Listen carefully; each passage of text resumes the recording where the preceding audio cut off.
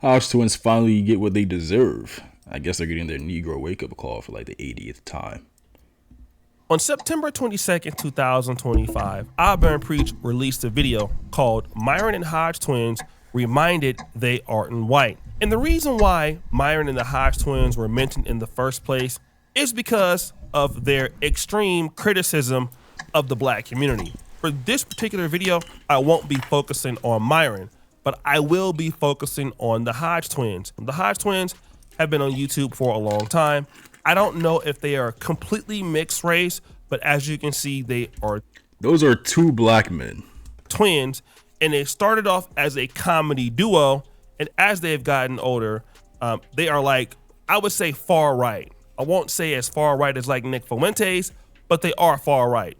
They criticize Israel a lot. They don't really like gays so much. And of course, the pedigree is attacking the black community, all right? See, Nick Fuentes made this comment about Candace Owens recently, where he called her a low IQ anti-Semite, right?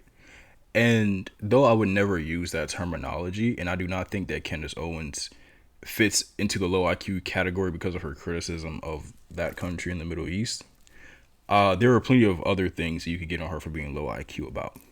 But what gets me is that a lot of and this is the pattern that I've noticed, which indicates the lack of intelligence.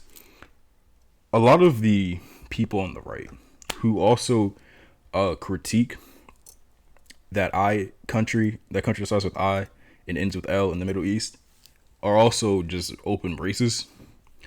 And there is a degree of just low IQ disdain for people who are not white Christians in general. And I think that though criticism of that country and what they do is valid, you can't critique that country and then also support the system of white supremacy that has enabled that country to exist in the first place.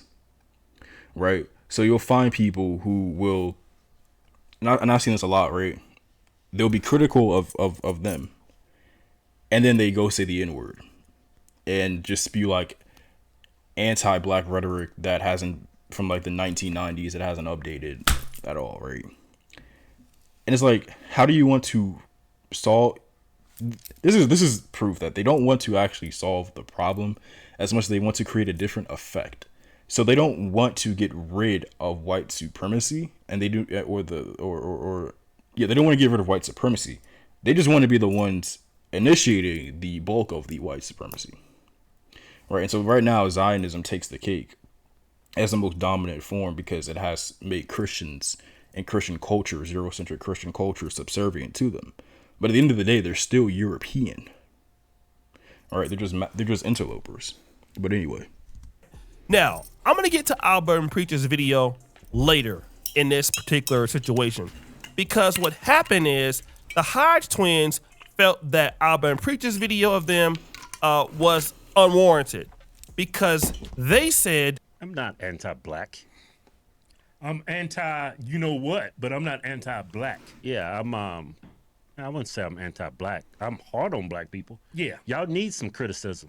Yeah. Seriously. And, you know, I am prejudiced, but everybody's prejudiced. Yeah. I want to make the point that black people are the only people who will make who will give a broad social commentary on personal accountability, which only detracts from the systemic causes of the problems in the black community, and thus you blame the effects and the behaviors, but not the things that catalyze the behaviors in the first place, institutions of oppression, the systems, and etc. Right?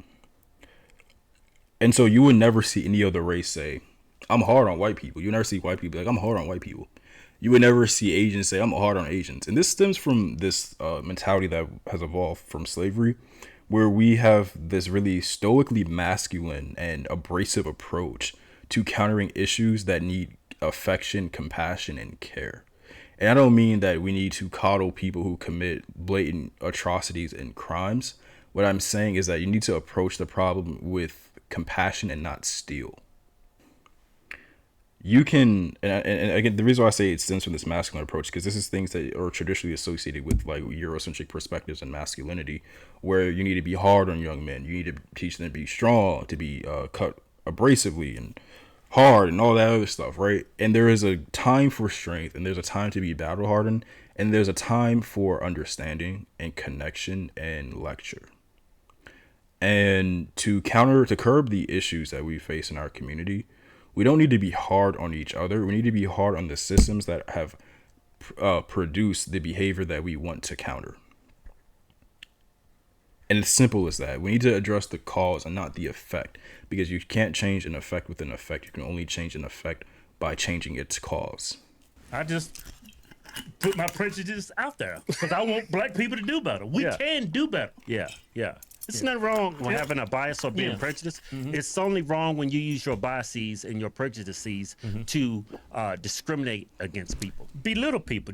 Right, and that's the thing, right? That's all they do. They don't actually say anything that uplifts the black community. This is the problem with many black conservatives. They fall into that trap. They say, "Oh, I'm actually trying to help people by pointing out issues in the community," right?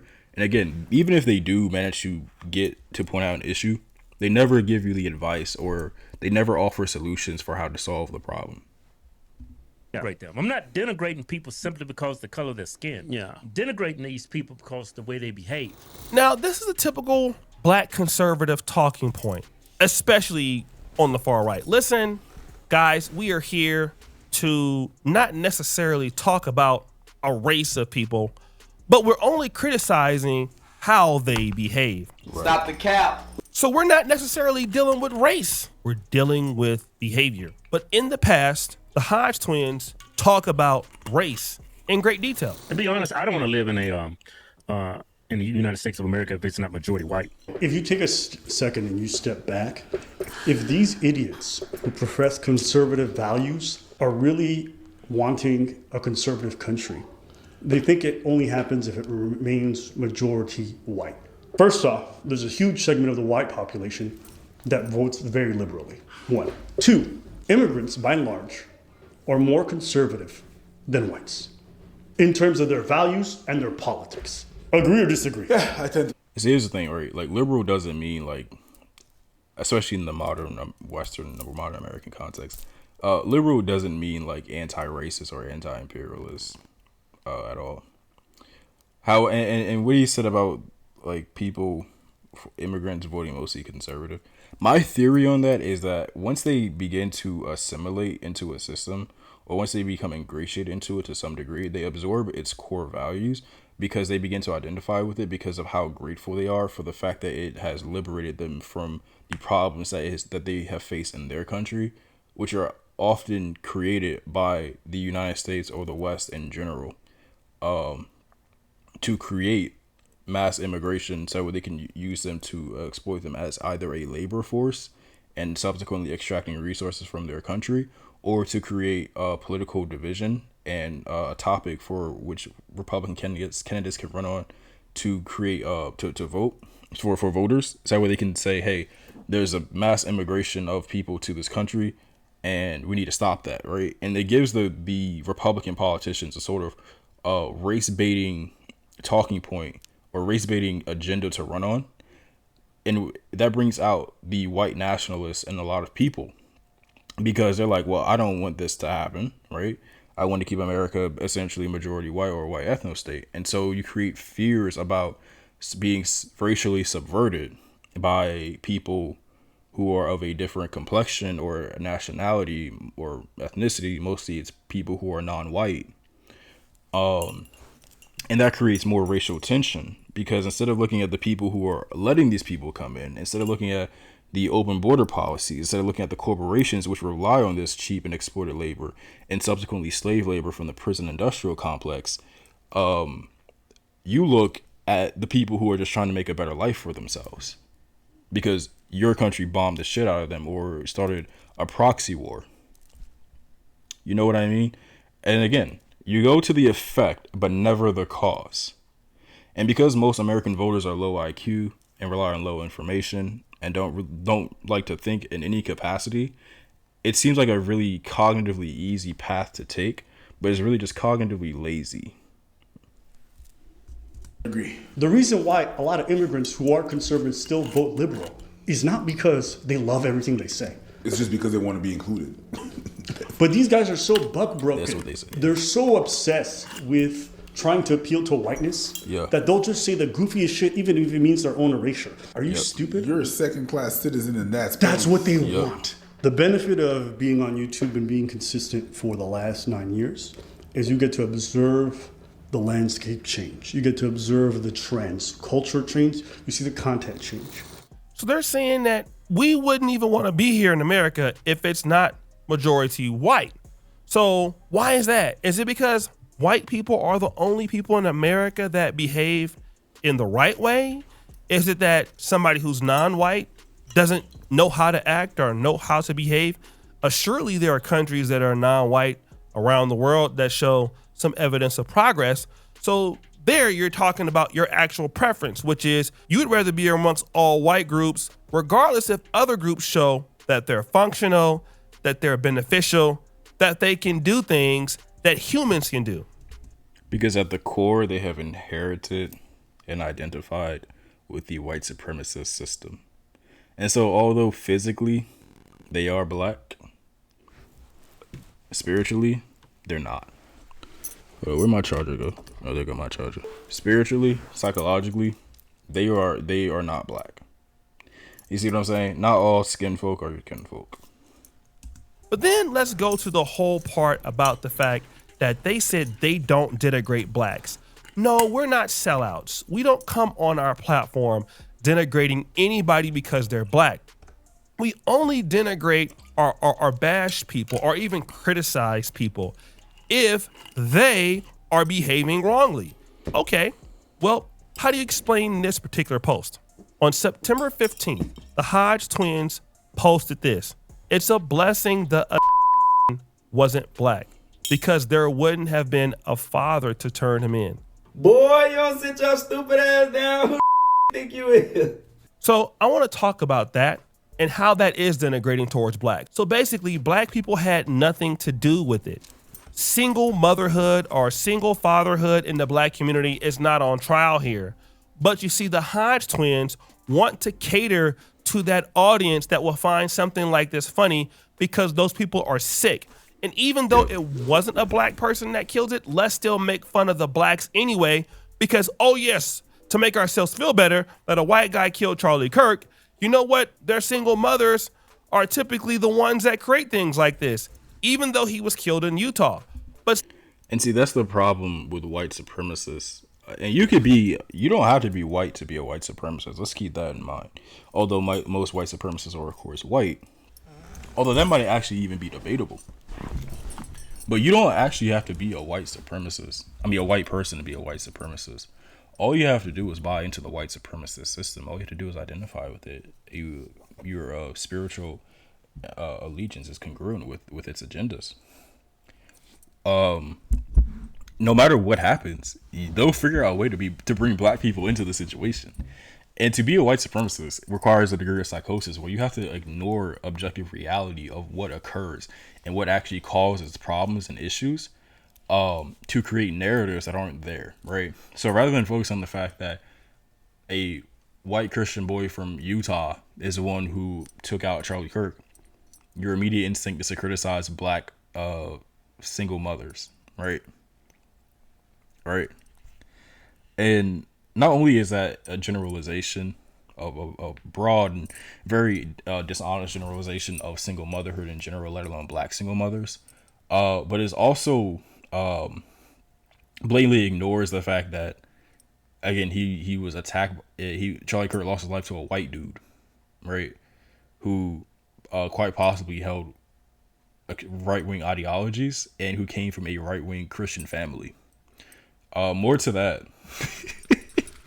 even like after the event happened, you saw like mass protests talking about white men fight back and HBCUs being threatened. And even still, people trying to detract from the fact that it was a white man. You saw Erica Kirk say that she forgives him. Let Thomas Robinson had been Muslim, black, an immigrant, or openly trans. You know what I'm saying? See, this is unwarranted and it's unnecessary. But these are the same guys that turn around and say, we don't denigrate blacks. No, we only deal with behavior. We deal with behavior. We don't denigrate blacks. And then let me tell you how bad it was. People jumped in the comments and didn't like the fact that you did it. And you never removed the post.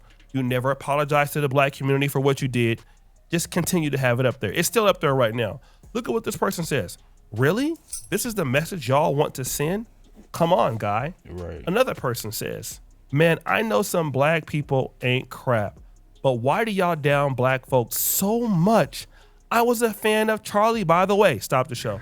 Now, Daryl Dugas is a guy who likes Charlie Kirk, but you guys have crossed over into a point where even he can't defend you. Damn!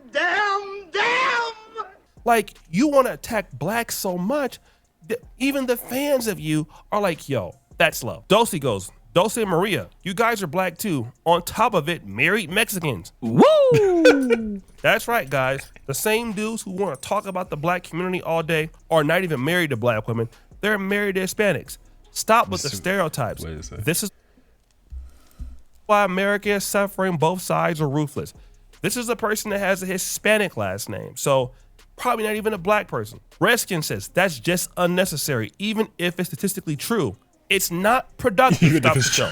So somebody's saying, even if what you're saying is true, it doesn't relate to the murder of Charlie Kirk. This person says, only you guys can get away with posting this meme. I do appreciate your humor, though. Okay, so let's stop the show. Only you guys? What does that mean? That's because you, as a black Republican, are just a proxy for conservatives to express their anti-black sentiments without being socially sanctioned into oblivion. That's it. And even still, that trend might be going out the window. I saw something recently. Nick Fuentes talked about how he's done with Candace Owens. He's done with black people, with these Uncle Toms, as he put it himself. I'm kind of done with all the Uncle Toms. In a way, I'm done with all the Uncle Toms. I'm done with Jason Whitlock. I'm done with Candace Owens. I'm done with all the Uncle Tom token blacks. Like, you're not that smart. You're not even that conservative. You built your career on a grift that is now dead. You were hired when diversity quotas were a thing. You were hired when white guilt is a thing. These white conservatives, white people in general, they know what you are. And because they know what you are, you can never be a part of them. You can never be one of them. Because they will forever see you as distinct, as a token. And like I said, every coin gets spent. And so when that time is over, they throw you under the bus. It's a tale as old as time. Every black conservative, every person who tries to pander to white supremacy, they learn this. Every black person who tries to pander to white supremacy, they learn this. And you can see even the Hodge ones, they like to make themselves in the visage of white men. Right? They do. You can look at their physical appearance. Look how they express themselves. But my point is that they know that that's what you do. That is your purpose. That is your function in the machine, is to attack your own people like a dog.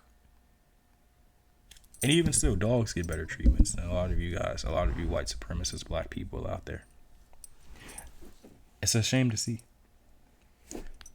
And they don't respect you, because why would they? They don't respect the Hodge twins. They don't respect black conservatives and self-hating Negroes because they know that they're self-hating Negroes. They know they don't have respect for themselves or their community. And so they look at you as like the lowest of the filth because not only are you black, but you also don't have integrity. And they can see that. They can sense that in your rhetoric because your rhetoric supports their worldview. It affirms their stance. And their stance is anti-black. It's disrespecting the black community. And so when they see black people willing to do that, their respect for you doesn't go up, it goes down. And because it goes down, you're no longer a threat to them. So you think that you're integrated into the community and that they have a degree of reverence for you or respect at the bare minimum, and they don't. They just like what you say because it's how they feel, not because they think your opinions are truthful because you organically produced them, or they were somehow revolutionary, or they provided valuable insights to the movement. All you did is say what was already there. That's it. The people who they respect are the people who they fear. The people who are they in opposition to because they have no choice but to respect them, even if they don't like them. But when they're on your side, they don't respect you. Second, and you step back. If these idiots who profess conservative values are really wanting a conservative country, they think it only happens if it remains majority white. First off, there's a huge segment of the white population that votes very liberally. One. Two, immigrants, by and large, are more conservative than whites in terms of their values and their politics. See, and here's the thing about that. To the the immigrant conservatives who identify with the system, the only reason why you're able to come into this country in the first place is because of and have the rights that you enjoy, is because of things like the Civil Rights Act, which was largely due to, again, the Civil Rights Movement. Think of individuals like Dr. King and Malcolm X, Rosa Parks, Medgar Evers, Bayard Rustin, things like that. People like that, right? And a lot of these people were adopted what you would call like left wing, or even to a degree Marxist policies, communist policies, that promoted equity, socially, civilly, etc. And I'm not going to get into communism and all of that right now. But for you to identify as right wing when it's the left, that is even the reason why you're able to come into the country in the first place. And I'm not talking about liberals. I'm talking about actual people who adopted some degree of leftist policies and mentalities. That is like peak delusion. Comedy, doing the arts, and so I was going to a lot of events, and I was in a lot of left-leaning spaces. And at that time, there was a lot of weirdness around blackness in left-leaning spaces because the way that they were patronizing, the way that they would belittle you with a lot of their, very soft-spoken racism, right? And in this clip, Abba talks about a time in his life where he was in the industry and, he felt that people were not treating blacks fairly. And so he started making content. And so what ended up happening was people started calling him a right winger. And so he had to catch himself because the content that he was making it seem that he was trying to hold black people accountable. But what happened is all these other people started to comment and started to show their frustrations with blacks. And that could have been blacks themselves or non-blacks, right? So he understood it. But wait, there's more. And I started looking at it very, very differently because sometimes you cannot be part of a movement, but if you operate online in the same way that movement does, then you might as well just be another agent for them. You're a contributor. He says also this. Once you start to make this content, even if you're not in their white supremacist group, you are pushing their own narratives. Yep. You're pushing the narratives, okay? Like that's what you're doing, even if you're not in the group or not, okay? But then he talks about something that's important. A lot of these people who do this kind of content, you'll notice a very particular trend. Black people when I was growing up treated me badly. Black women rejected me. It's a lot of that stuff. And I personally, this is my own theory, a lot of these guys had negative experiences with black people growing up. And so they go into adulthood and they carry that on. And when it starts to come into their content, it seeps in. And then they get positive reinforcement and like, damn, this is the first time that I can openly say this shit about the people who hurt me when I was a kid and feel rewarded. He says the people that talk like Myron or... I want to say this because I do understand on a psychological level the mentality that is birthed from their experiences, right? And I'll say this as well, right? I, as a black man, have been hurt more by black people than anybody else. But that's because I grew up around black people, right? So I never had that degree of contrast where I could compare my experiences from dealing with black people to my experiences with dealing with white people, right? And so, because I was so insulated in my microcosm, the only alternative for dealing with people with black people who I felt treated me bad was to integrate with black people who treated me well, right? And so I didn't have a perspective, like I said, I didn't have a perspective on the contrast. So I never saw black people as black people. I just saw them as people because that was just all that I saw, right? And so there's a point of scale. This is how you apply scale in general, where once something becomes too ubiquitous, it becomes your entire perspective, right? And so it's hard for you to reconcile or rationalize a distinction. So I wasn't thinking of my people in a racialized manner because they were all that I knew. The idea of white people was a foreign concept to me, not in the sense that I was ignorant to their existence, but in the sense that I had never had to personally deal with their prejudices and biases and racism on an overt level. Systematically, yeah, it still persisted, like in the education system, the history, what we learned, etc. Nothing is going to erase that on the national level, at least not right now, right? But individually, I didn't have to deal with a white person calling me the N-word. Did I still get racially profiled? Yes. Like when I went into white space, and I can recall the first time I ever got racially profiled, I was in like 6th grade, right? And I was being like followed in a store, and my mom was like, "Oh, hell no, right? We getting out of here." She didn't say hell no. My mom doesn't curse, but still, right?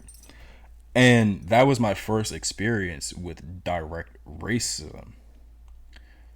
And I had already been learned. I had already learned and been warned about experiencing this in the world in the event that I do leave my microcosm. So I didn't have the ability to look at black people as a separate entity from the rest of the world. And so that mentality was never adopted. But I can see why it does in people, right? Because there are certain behaviors that African Americans exhibit. I am not going to bash my own people. Do not get me wrong. And I can see why people would be turned off by that, or people would be repulsed by that, or be critical of it. And some of my friends, again, who also grew up in a predominantly black area, also had these ideas, these opinions that was Abba is talking about.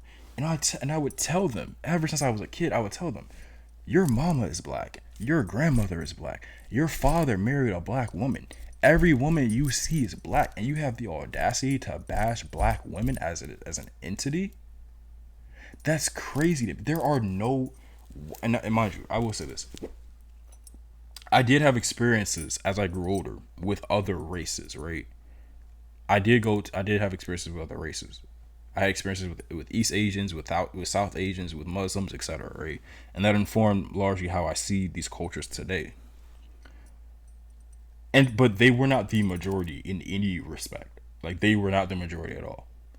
And so my thing is, you're going to bash all black women because of the actions of a few shitty women who happen to be black. Your mama is a great person. She's a wonderful person. Your father saw something in her. That's why he married her and created you guys. Right?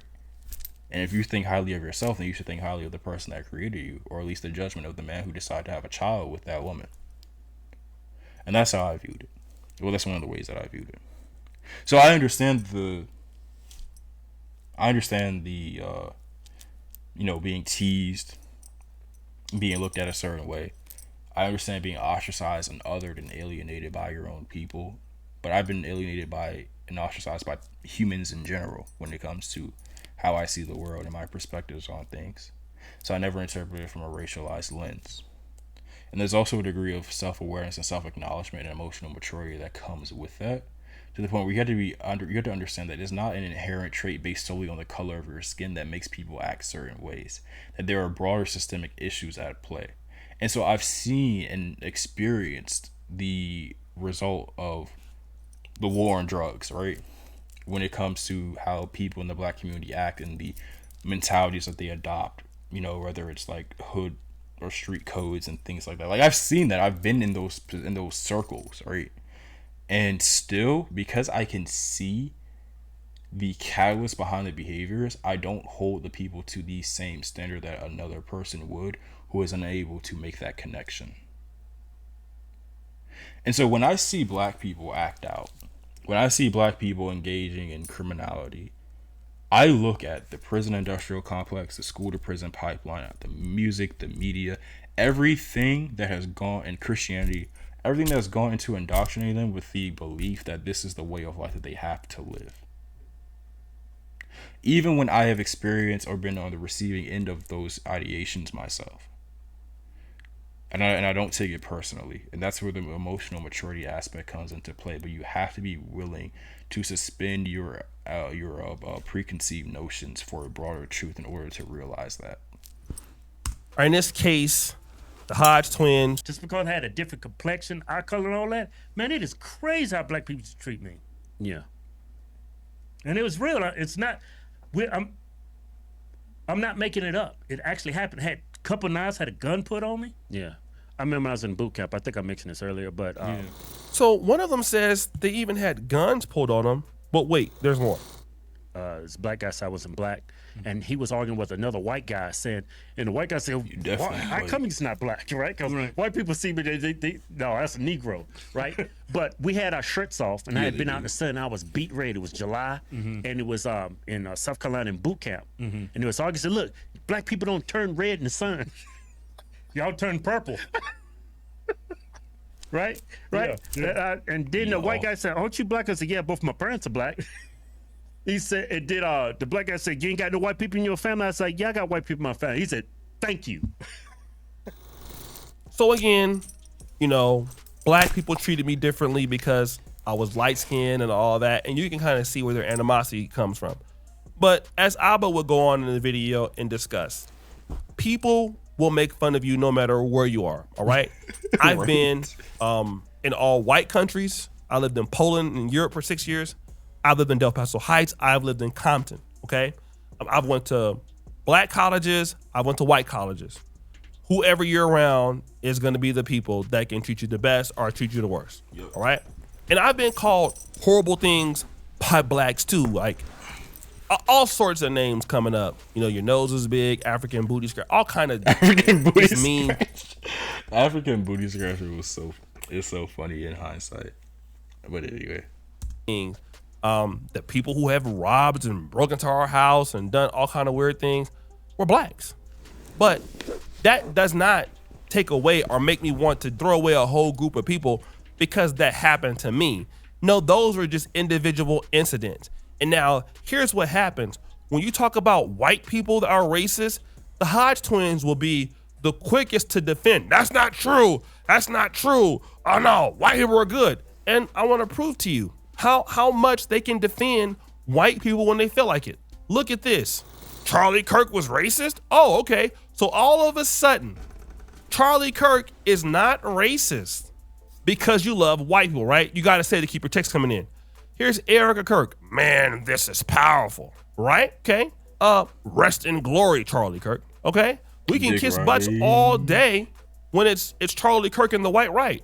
But when we talk about the blacks, look at this one. One black transgender, I'll put it like that, versus two white cops. Who wins? All right. So obviously, this is what these guys do, and they think that somebody is stupid and can't see what they're trying to do. But obviously, you guys hate the black community. It's because to be a part of the conservative movement, you have to be low IQ. It's like a prerequisite to be a part of any sort of conservative or white supremacist movement. Liberals are not exempt from this, I'm just saying. That's why I said white supremacists as well. You have to be low IQ. You have to be dumb. You have to be willing to be deceived. And I say willing to be deceived because they know better. Again, these are grown. You have to remember that when you were dealing with these types of people, you were dealing with grown adults, right? And a lot of them 25 plus, your frontal lobe was already developed, blah, blah, blah, blah, blah. You were dealing with fully psychologically or at least neurologically developed adults, right? And whether or not their neurological pathways are firing the way that the neurons are firing the way that they should, or they're coming to the right psychological conclusions, well, obviously we see that they're not, right? But the fact of the matter is that these are fully developed human beings, human adults. And so they are aware of what they are doing, what they are saying, irrespective of race, right? They just don't care because they're evil, sick, and sad and pathetic individuals who make a living off of hatred. Off of hatred. That is their frequency, is hatred. They can't be saved or redeemed, not on this earth. If you believe there's some divine mandate that says that all people can enter the gates of heaven if they are, if they repent, sure. That's your belief, your ideation, and your fallacy. But here on this earth, as they have lived, as their mind, body, and spirit have been, and what they've manifested, no. They are evil people. There is no deliverance for them because they want to continue down their path of suffering because of how cathartic it is. They enjoy being slaves, and Harriet Tubman said it herself. She could have freed more slaves if they had known that they were slaves. And they know, they just don't care because they love the plantation. And as black people, we have to understand that there is a subsect of us that genuinely just love the plantation. They love it. They love massa. You know? So let them be. Let them be. Let them revel in their ignorance for 1,000 years. Who cares? We have better things to worry about than a few lost souls. You want to see black people do better, but you have Mexican wives. You don't have anything set up that helps the black community. You don't go in the black community. So no, you're doing this for a check. One of you guys even said you're a capitalist. So because you guys don't have any real talent. I mean, I don't really want. I mean, respectfully, if you guys were not twins, nobody would care about you. Woo! So what's a lazy diss is to sit up there and basically talk about blacks all day and get paid. But we all know what time it is. And he's not wrong about you guys because you guys are, in my honest opinion, sellouts. Like there's nothing about you that says the black community or you're in support of it at all. You're against it. You're the same thing as Myron. Like you have podcasts with Nick Fuentes. Like this is the kind of people that you guys are. And you act like you're not that. Yeah. But you are. They okay? Do. And they know that. They know what they are. They know what they are. They always do. And I'll tell you back what I said. These are not black people. These are two white men. That's it. Let them. They want to be white so bad. Let them be white. The white people won't accept them. The white people won't accept them. But let them do that. You want to be white? Go ahead. Banned from the black community. Go ahead. And don't ever come back either. But you guys say something stupid or silly, y'all gonna. Anyway, I'm done.